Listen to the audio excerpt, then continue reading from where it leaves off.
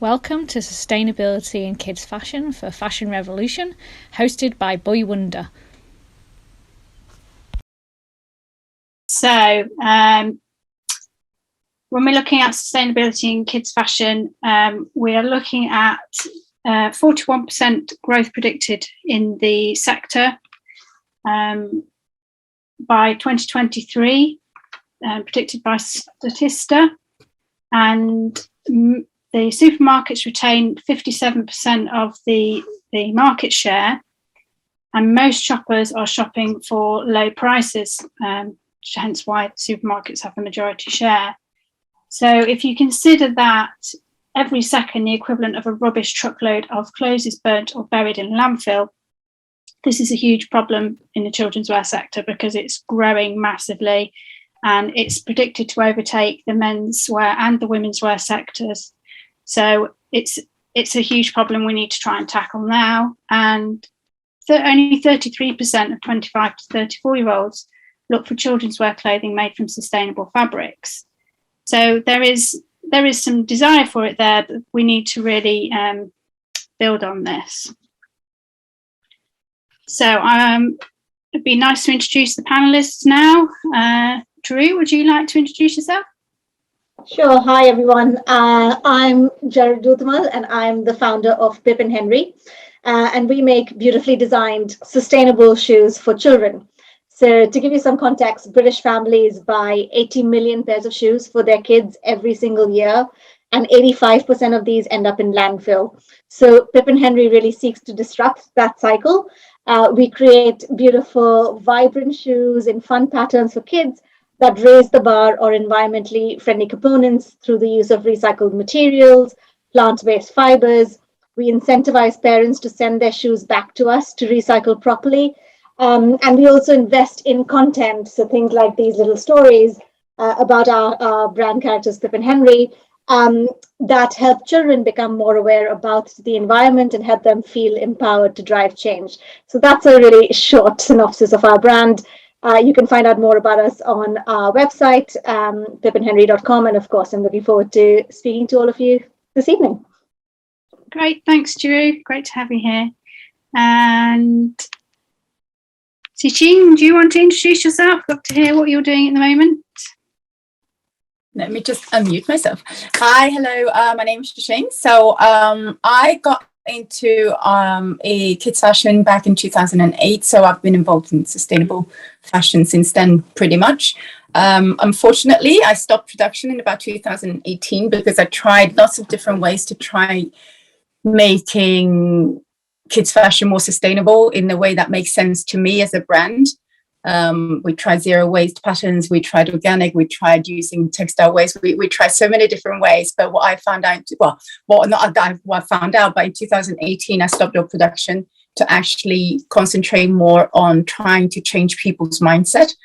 So in 2018, I launched a social enterprise called Refashion My Town, which works with predominantly young people, teenagers and up, where when they start making their purchasing decisions. So I, educate them and just raise awareness about the impact of fashion, because I think ultimately we have enough of brands out there that makes amazing clothing. And, I just felt like there was, the educational side was somewhat lacking. So that is my concept, that's what I do now, more than the kids fashion, but obviously kids fashion was my life for many, many years. So I'm still here. So yeah. I've done lots of research in kids fashion. I've done, trying to find lots of solutions. So hopefully I can contribute a little bit in this talk. Yeah, brilliant. Thank you. Kat, would you like to go? Yes, sure. Hi, so my name is Kat. I'm the founder of Vendor Kids. So Vendor Kids is a very new brand I just launched 3 months ago. And my mission is really to kind of enable kids' creativity and self-expression through their clothes without the stress. So I make practical and comfortable and fun clothes that kids can, proudly wear, be comfortable, being creative, being messy without damaging them or staining them as much. So the idea is really to free them to just do whatever they want with their clothing. And the reason why I created the brand is so I'm quite of a crafty, arty kind of person myself, and I really value creativity as one of the best tools for happiness and success. So I let my son explore and create and experiment and be messy quite a lot at home. But yeah, I was tired of always washing his clothes and having to throw them away, or not being able to pass them down because of stains. So I wanted to find a solution that I could still make clothes that were kind of beautiful and nice to wear. So because I really believe that fashion is a form of art and self-expression. So I don't necessarily believe in wearing old or damaged or dirty clothes or uncomfortable covers. When you want to be creative and messy, I feel like wearing something inspiring can also enables you to be creative. So I wanted to really combine creative clothing with practicality and durability, and yeah, that's how Vendor Kids was born. So what I mean by practical and kind of the clothes are stain proof. So they're all made from organic cotton, but in areas that get the most stained or damaged, like the front of the top or the back of the legs, when they're in the slides or sit in the mud, or the knees, they have a very lightweight kind of shell that protects the cotton fibers. So it's more abrasion resistant, against the carpet or the grass, and also obviously it's wipeable. So when there is a stain of ketchup or paint, you can just wipe it and you don't have to put it in the washing machine as often, which is usually a reason to wear and tear of the clothing. So that's the concept in a nutshell. Fantastic. Thanks, Kat. And Rachel, thank you for all your tech support there. Would you like to introduce yourself on the Ecosystem Incubator? Sure, yeah, and thank you everyone for bearing with me on the technical difficulties that we just had with Eventbrite. So hopefully everyone got my personalised email just now. So I'm Rachel Sheila Khan. I've been in the fashion industry for 23 years as a designer and design manager, and half of my career was actually in kidswear. So I was the one designing and developing all of this really unsustainable stuff. And really saw firsthand what happens sort of in the factories and the overproduction, all that kind of stuff. At first, you don't really think about it until, after years and years, you kind of think, okay, this is probably like not the best way to create things. So we were creating stuff that was having sort of only 80%, would have 80% fat sell-through, but there might be sort of only like 10% of the garments of the whole ranges that would actually sell through like that. The rest, you thought, well, maybe 50% is okay. What happens to the rest of the stuff? So I really saw the overproduction, and I've been in sustainability for the last 5 or 6 years, starting off in events, which is how I met T Ching back in the day. And yeah, really kind of going through it, finding out what's going on and relating it to my experience in the industry as a designer and design manager. I then started to help brands. So I'm a consultant and I help brands like Vandal Kids to be able to implement sustainability into their brand. And especially it is very much a journey with that.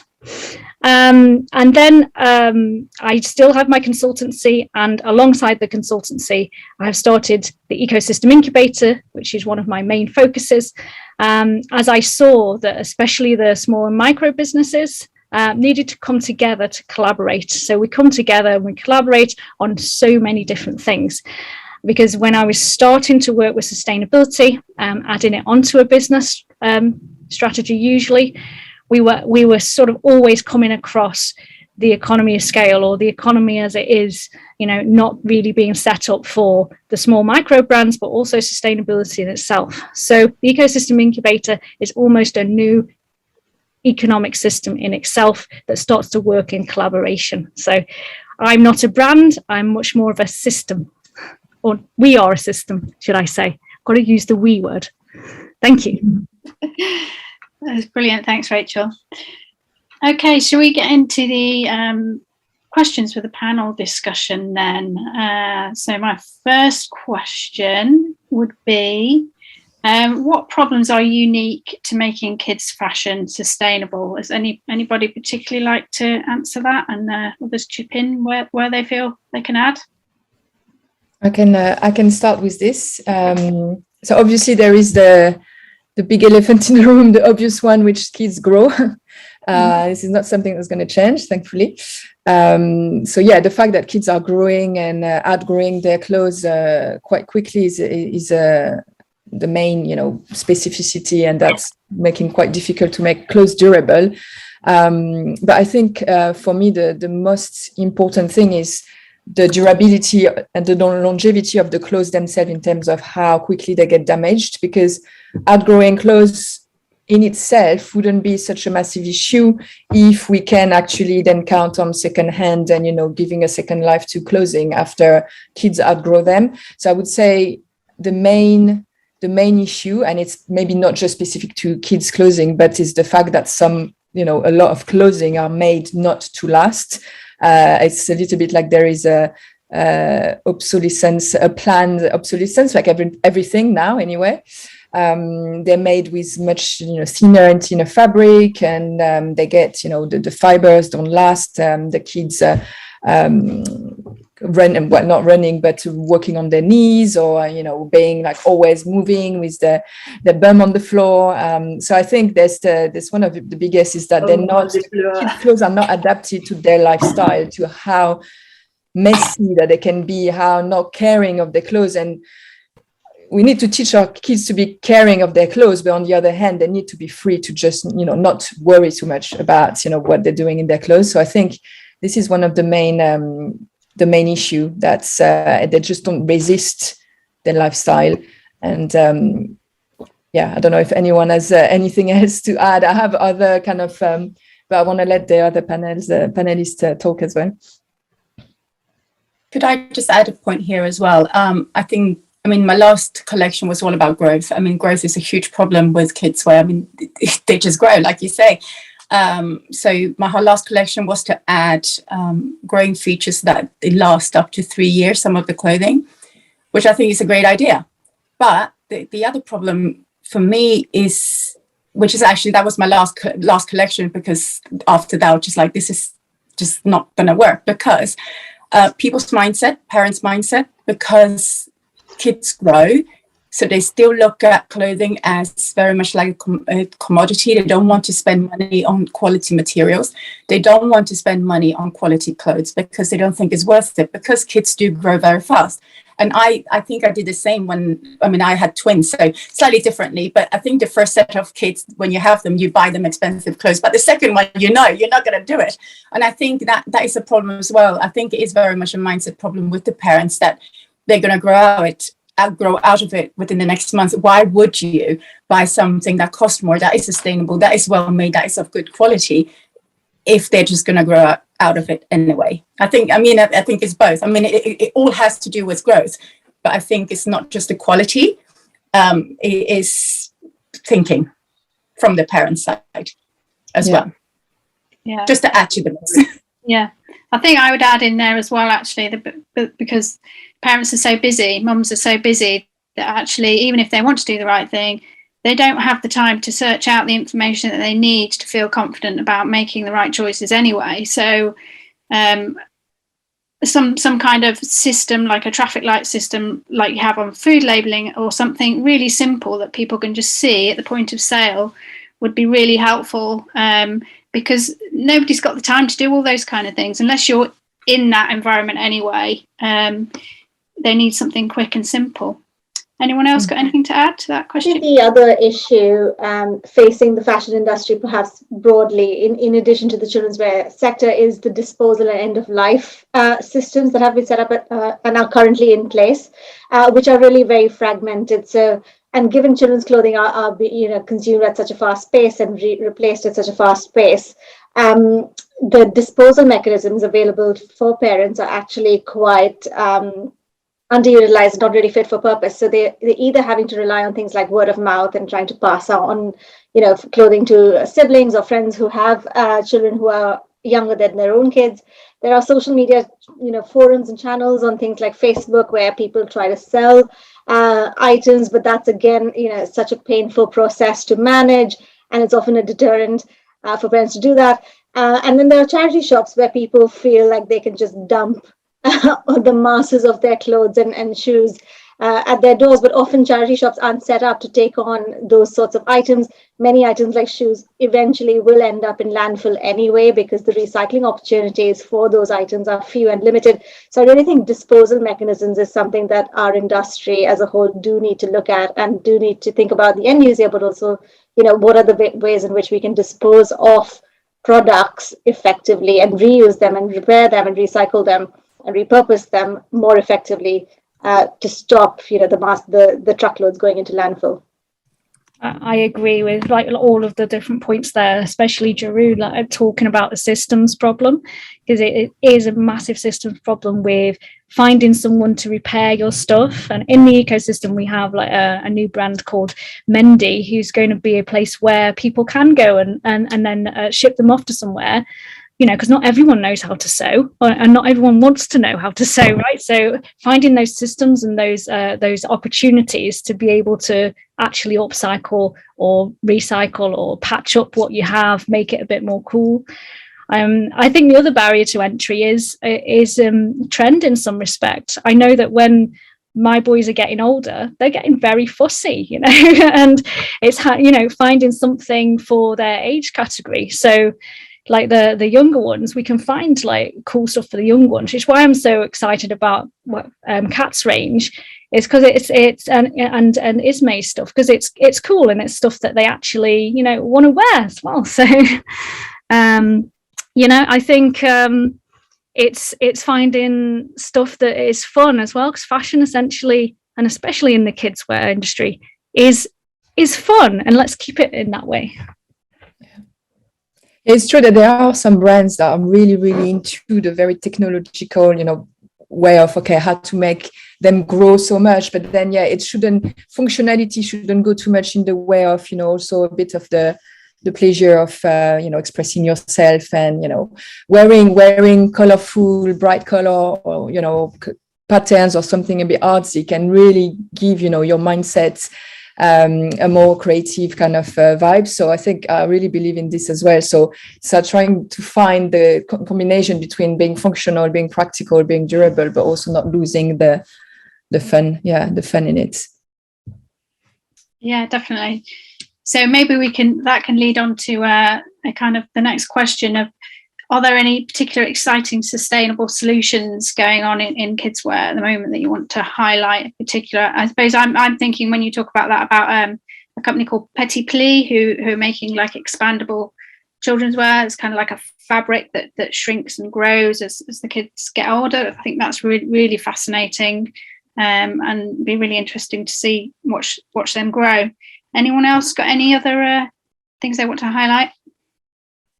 I think I've seen a burgeoning of subscription models that are sort of borrowing from the likes of Whirly, which does subscription for toys, and there's a subscription service for bikes because kids outgrow those bikes so quickly. And I think fashion is starting to borrow some of that thinking in the children's clothing space, and you have a couple of subscription-based platforms that are coming up as well, which are quite interesting.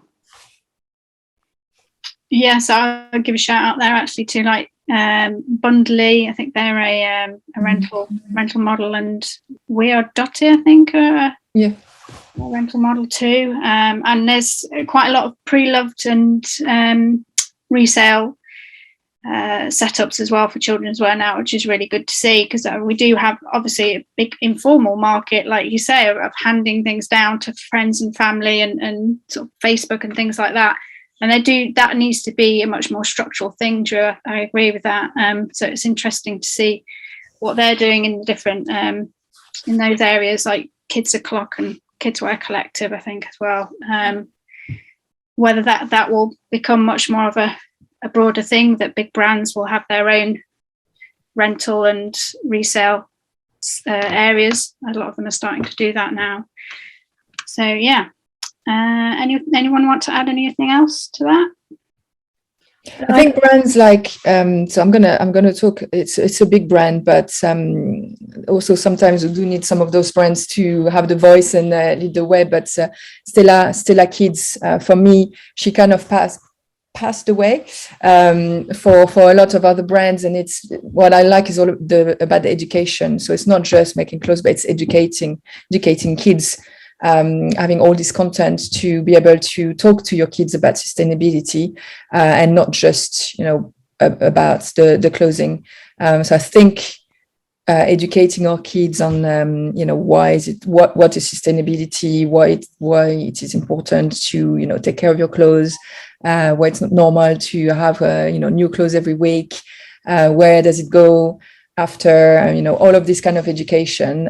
Brands who are focusing on this, I think is quite good as well. I think. Yeah, definitely. That actually led nicely onto my next question there, Kat. What are the opportunities in kidswear to encourage sustainability? So yeah, a lot of those kind of initiatives in different brands and stuff. Are there any more examples that anyone wants to add in there of encouraging sustainability in the sector? Well, I'm going to probably use the word collaboration again, because I really stand for the fact that as one, we can start to build better and bigger systems together. Okay, like I know a whole bunch of other brands, not just in the kidswear sector, but in all sectors, that are all like, okay, we're really fighting for our corner, awesome, but actually imagine us coming together and creating these systems that Jeru was talking about earlier on together, because actually we don't have to wait for the large companies to do that. We can do that. So for me, it's about bringing everyone together to co-create different solutions. And that might be in circularity, that might be in co-retail marketing, that might be in creating systems for mending, or creating cool places where we can go and get our stuff upcycled, and have a coffee at the same time, things like that. Much like teaching stuff down in Wiltshire, that's what you're doing. Nodding here. You're going, yeah. Yeah, let's do that. No, collaboration I think is really important. I mean, although I have moved away from kidswear and I concentrate more on like teens, but they're essentially still kids. It's all about education. It's all about building that community of people around you. So I'm actually starting to merge not just fashion, also art and music, trying to bring in the right people, and we educate them on this side in a more subtle way. So last night we were watching The True Cost. And none of these kids they've never seen, and we did the discussion after. They're into music, but then they fell into my space. So then we were watching The True Cost together. And I think that's a really good way of collaborating with not just within fashion, but also other people all around you, wherever you can get them, whoever is the right audience for you. So I think collaboration, definitely, I agree. I think it's the kids fashion industry is so insular in a way. Yes, but I think it needs to be broader.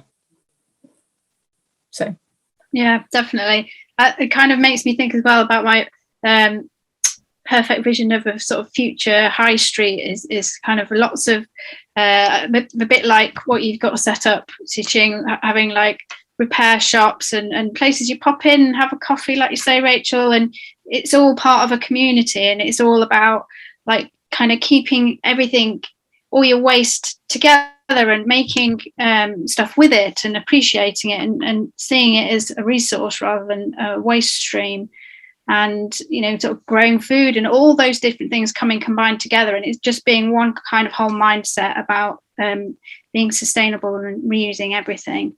And teaching skills, right? Sorry. You guys teach skills teaching down there, and I know that I've done events locally as well, just teaching people how to basically sew on a button, or something. I taught this guy and his son how to put a button on their shirts and stuff, and they were like, this is a revelation. I can like make sure I don't have to go and buy £100 shirts all the time, and things like that, because very much the mentality has been, if something falls off like a button, I'll just throw it away, right? Instead of thinking, how could we actually mend it ourselves? So I think that education piece can be added in that fun way in our localities, And we work a lot with schools as well. I think that's important as well. I don't know why more, kids brands don't go out to kids schools and actually educate them with them at the schools where they learn, rather than waiting. That was one of my frustrations when I was running my brand, is kind of waiting for the parent to make the right decision. But actually what we need to do and want to do, what I want to do, I don't know, is really to educate the children so that, you know, parents are a bit lost already. We need to kind of like educate the next generation. So when I was doing my kids brand, I really wanted to teach the kids about mending. And, you know, if your mum mends your clothes, you normalize it. Like, because it becomes just what you do. That's what the older generations used to do. We just somehow lost it here in between, in the last generation, this generation, I think. Like our kind of age somehow lost that skill. And I think that's really important, that we go out and speak to the children directly and normalize it. Completely. So that they will understand. Yeah, definitely. A huge proportion of the textile waste that ends up in landfill is because of it needs tiny repairs, like replacing a button or a stain or a small rip. So if we all had those basic skills, you know, huge amounts of waste would be saved from landfill. So yeah, make it cool and like funky and trendy and fun. It doesn't have to be a mend. It can actually look really cool. I love visible mending for that. You know, why don't we just all get together and just show everyone how amazing it can be? And unique. I mean, you know, kids want to, I don't think they're going to want to look like everyone else, you know, so having something that not only you've done or you've updated and that's different from everyone else. I think that's also a good way to convince. But I think there's another element that I've heard a lot is accessibility from a price point of view, right? It's and I'm not talking about, okay, there are people who will buy 10 pieces of clothing and they could have bought 2, but there are some that also just cannot afford, you know, 40, 50 pounds tracksuit, jumper. So I see lots of opportunities now with all those, you know, those Klarna, those ClearPay, and I can see on lots of kids' websites. I don't know if Ismay, you have it now, but I've added it to my website now. And you know, it allows you to buy something and pay it in 3 times, 4 times.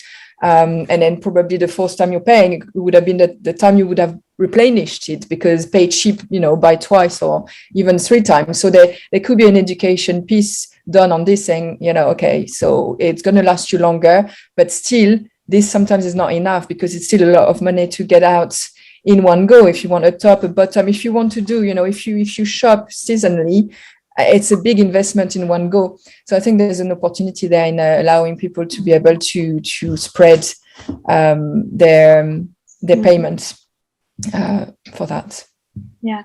It's kind of going back in a way to how we used to do things. I think now everything's become so fast and everybody wants everything now.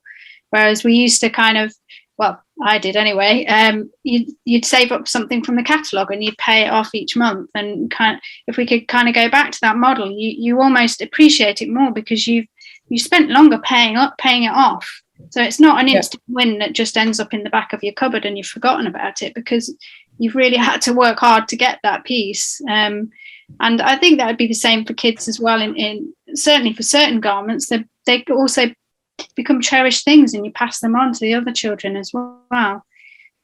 Anyone else want to add anything?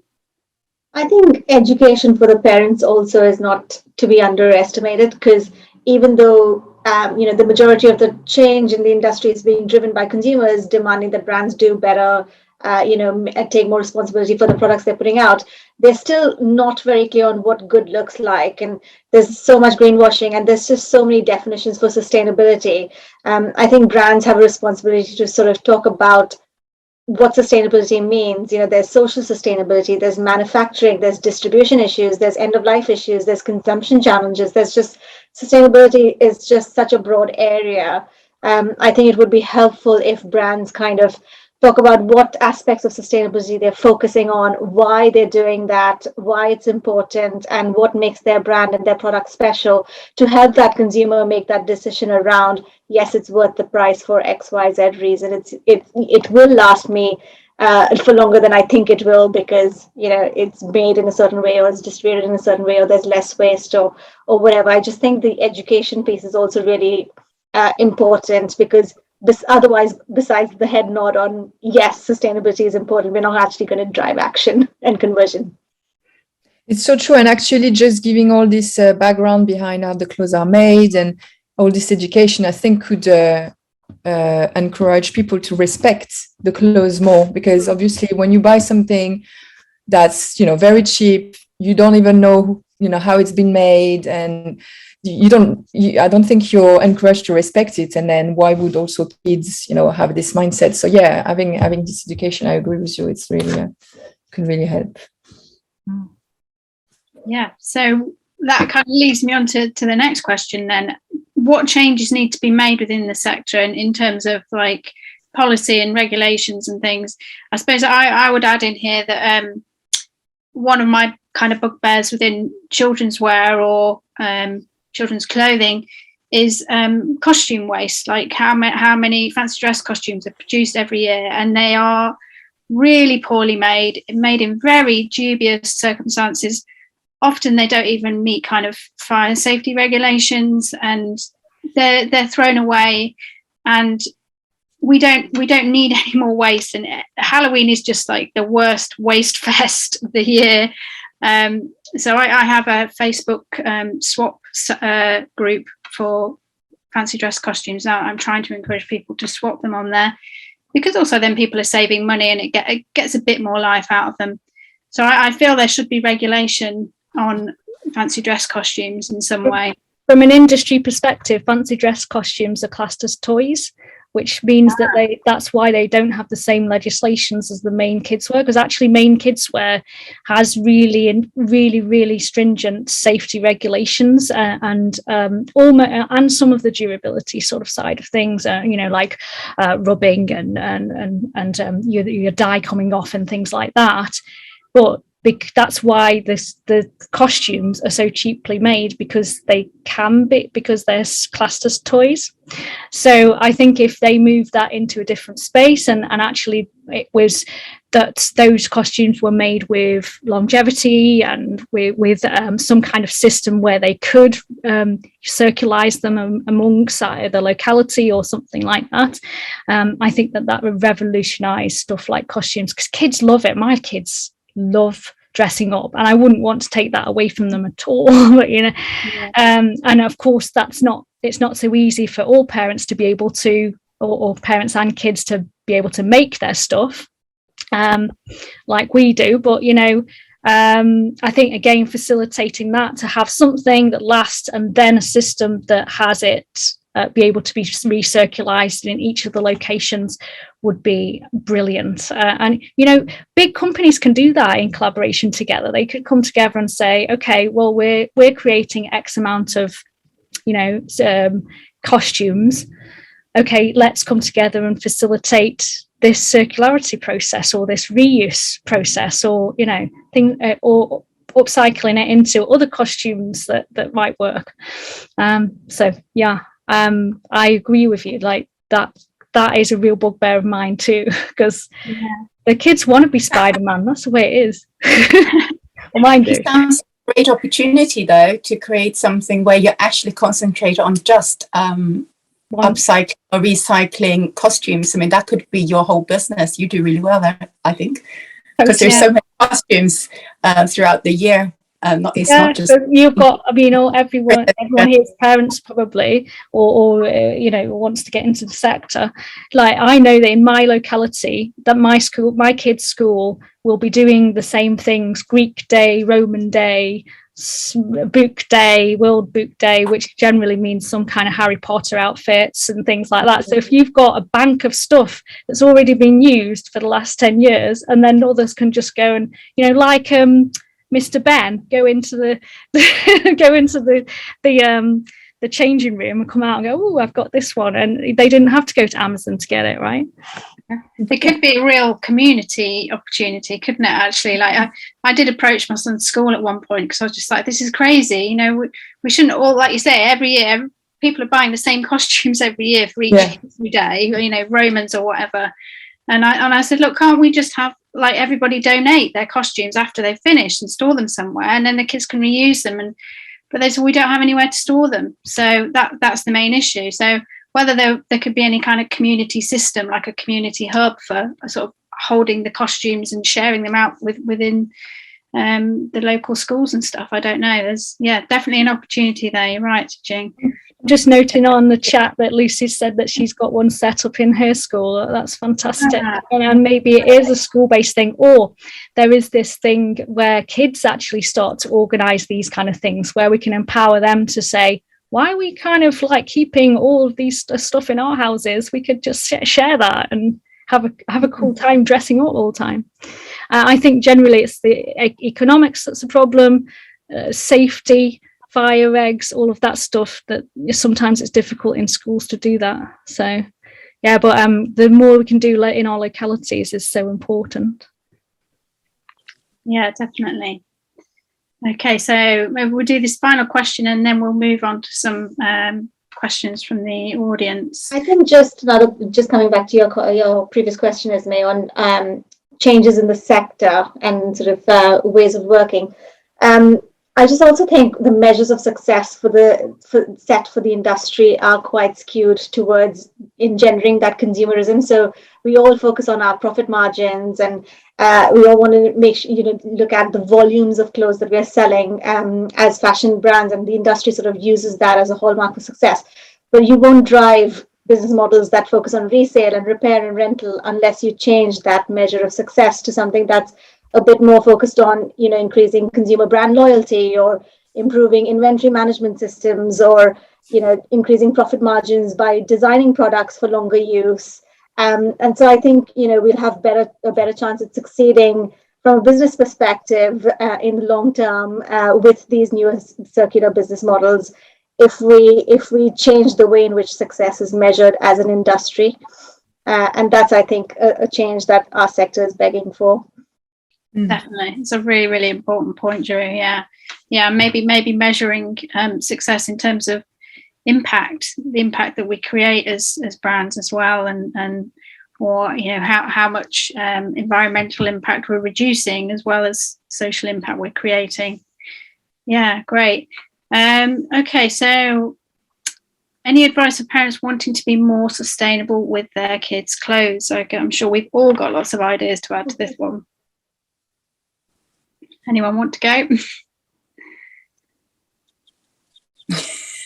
Nobody's saying anything. Just buy used. Buy used. Yeah, there you go. Can I throw in a question here, talking of buy used? Because you all have new brands, as in new clothing. What is your perception as new brand, clothing with new clothing, in terms of somebody promoting buying used? Because that essentially takes away from your business. Well, I'm actually going to be adding pre-loved into my product mix, and I also have take back and resale on my site as well. So I think it's really important to try and move away from the new product model. For me, anyway, that's the way I see it. I think I'll always want to still design. I mean, being a designer is, it's part of my makeup. If I can work out a way to kind of do that without just producing new things, then that would make me really happy. So I'm kind of looking at customizing pre-loved things with some of my patches and stuff like that, and trying to work it in that way. Anyone else? I think also it kind of depends on the category that you're playing in. So I look at footwear, for example, and parents, there's again an education piece there where some parents think that once a shoe has been worn, that child's sort of footprint and that child's walking style kind of changes the way in which the foot, the shoe structure is as a basic starting point. And so especially for very young children, parents are sometimes apprehensive about moving into that secondhand space with shoes. Having said that, it's not like it hasn't been done. Vivo Barefoot, for example, have this massive pre-loved side to their business. And actually, I've heard their head of sustainability talk about how they've used that side of the business to deal with dead stock, as an example. So, it's a way of selling dead stock, which would otherwise either be incinerated or end up in landfill, but instead selling that at a lower price as pre-loved, and therefore somehow finding a route to market and engendering, sales for their business as well, and revenue. I see that there's a room for all things in this. So there's no one silver bullet that says, okay, pre-loved is the whole way to go. It's a part of it, right? Much like all things in sustainability, if we look at things in whole systems and we look at product by product, what is the best fit for this thing, or what is the best fit for me to go out and buy something? What am I looking for? Am I looking for performance? Am I looking for durability? Am I looking for something that they can just, roll about in, or do painting in or something? So it's whatever's best fit for that thing that you're buying. And that might be new, it might be pre-loved. It might be that you want to borrow something, as long as you're working towards sustainability with each of your choices, I don't see that it's a thing that should be biased in any way. I only asked that question because it's difficult balance to strike as a brand, and also as a very difficult balance. I mean, as long as you're bringing something new to the world, you are not as sustainable, right, as reusing something that already exists. And I mean, it's Rachel would know, it's a constant battle with myself as well, thinking, okay, trying to do it with as much integrity as possible. In the end, that's the main thing. So I know I'm not 100% sustainable. All of my fabric are not completely sustainable, but I choose some of them for the durability. So I had to make choices, and it's a journey. But I still, I believe, like Rachel said, that there's a place for new, because there will be new technologies. There are going to be new ways of doing clothing, and there's also a bit of a pleasure to buy something new. And there's just kind of trying to buy less, but not completely replacing. There's a whole, a group of people in the world that live from this as well. So I think it's a balance, really. You've got to think about the economics of things as well, right? I think as long as we're moving towards an evolution with it, and that we're designing things of durability and then thinking of the end of life or the end of use and what next use it might be or what next life it might have, then there's room for newness, because a lot of the stuff out there isn't greatest quality in the world either, so you'll end up getting it. And I've got loads of stuff that's just like really substandard quality, and you can try and upcycle it all you want, but it just won't take to it, so actually designing now for future longevity and durability, I think, is one of the most important parts. Yeah, definitely. You say things so much better than Rachel. So eloquent. So is there any other advice that anyone would give for parents wanting to be more sustainable with their kids' clothes? I would say sew. You'll learn to sew and learn to teach your kids how to sew as well, and make it a fun thing that you can do. Someone else was going to say, sorry. I think my take on this would also be, if you truly want to be sustainable, it is going to take a little bit of effort. And so my ask to those parents would be to take that time to look under the hood of, brand marketing practices. So, recently there was an article that came out, I think it was in Retail Week, where the likes of H&M and Primark were touted by consumers as really sustainable brands. And that's because consumers are just, getting hooked on these odd stray words of organic cotton, for example, in that one T-shirt that Primark might have made that was made of organic cotton. So my request would be, for consumers to, look at what percentage of collections are organic, or, where are brands sourcing their materials from, or what workplace standards do they strive to maintain, or, just all of those various things and definitions around sustainability that I talked about earlier. There's just so many ways for brands to be sustainable. How are brands approaching that? Why are they approaching sustainability from a certain lens? Just sort of investigate and look under the hood a little bit. It takes time, it takes effort, but I think it's worth it in the end. I'd agree. Being curious is really important. But, you know, getting that was as brands or you know, whatever we're doing, it's our sort of thing to share about that and to be like, okay, be really transparent and open.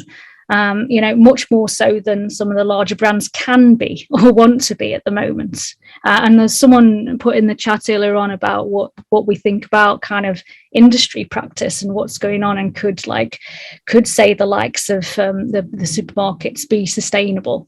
And you know, essentially they're all going towards this as well, all right? But they're not all shouting about it, because unless they want to greenwash right now, you know, most industry people are doing it in the background, right? And then they will sort of start coming out with their circular programs and all that kind of stuff. They won't shout about it right now because it's just death for them at the moment. So we've got to be, as small brands, knowing that the big economy of scale is out there. And again, I'll talk about collaboration, that we as small brands can then start to work towards kind of that with our increased integrity already. Yeah, definitely. I think I would say as well that brands like H&M and Zara, people that are producing such vast quantities of clothing, I don't feel personally can ever really claim that sustainability hat, because that massive amount of production is just not sustainable. I mean, nothing is truly sustainable, you know, even in small quantities, but certainly the big fast fashion giants just kind of avoid, you know, no matter whether they say they're organic or whatever, you know, they're not. I think over time they won't be able to sustain that anyway, just because the amount of raw materials just won't be there. And it'll just become that'll be a bit sickening anyway. So I think a long term you'll see a decrease on that anyway. Yeah, definitely. So I'm looking to see if there's any questions in the chat. I think we kind of answered the question that Debbie put in. There was a question about setting up a marketplace, almost like a department store, from Jennifer.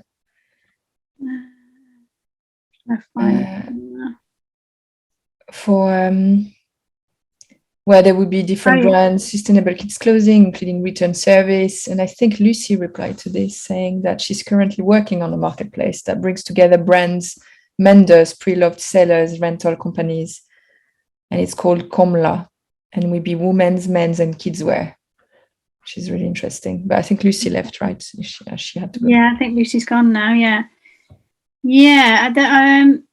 There are various online website, not quite marketplaces, that do sustainable kids brands, but yeah, they're not really kind of what I would say like fully circular in adding in repair services and things like that, which would be really great. So I'd be interested to find out if Lucy's got that going on. Yeah, she talks about menders, doesn't she, and rental companies. Well, it'd be really interesting to find out more about that.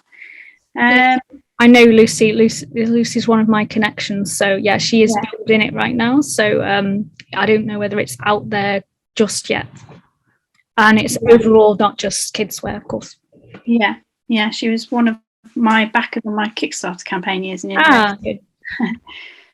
I think like Jennifer is saying, the key thing is really to just make it easier. I mean, yes, people need to put the work, but at the end of the day, the lives are becoming so busy, everyone is so busy, that the easier we can make it, whether it's from a price point or a one-stop shop place, or from actually explaining very easily, very clearly what do we mean by sustainable. I think the big issue with sustainability is it's such a vague and overused word. I think now people actually almost just can't even hear it. Like they instantly think it's greenwashing, unless you're being very concrete on what do I mean by sustainable.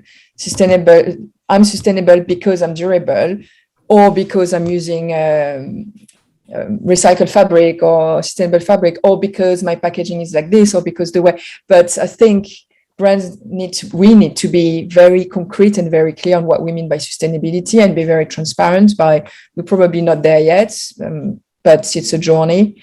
But it must be very hard for parents to navigate, I think, at the moment. Even myself, navigating, understanding the true from the wrong, from the false, and big brands with bigger voices saying organic. So of course they're going there, but actually they're producing millions. And so it's, I think if there could be, and it's something I wanted to say earlier about the changes to be made, is have a real definition of sustainability, have maybe a way to measure it, whether it's a rating, out of 10, but the issue with the things is that sometimes it's quite inaccessible for small brands because it requires, sometimes you have to pay money for an audit, or you need staff to actually handle it, or it's very difficult, complicated to implement. And again, the bigger brands with the big teams will be the one who will be more easily, able to do it. So I don't know what would be the best way, but having a sort of regulation on, if you use the word sustainable, you need to maybe have a rating, a logo, a stamp, and it needs to be verified, and it needs to not just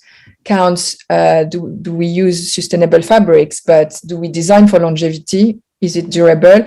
And also the volumes, and also, how we're paying. The ethical for me is as important as, it's making it sustainable for people who are making the clothes is sustainability. Sometimes we talk too much about the clothes itself, but the whole, people behind, it needs to be sustainable for them.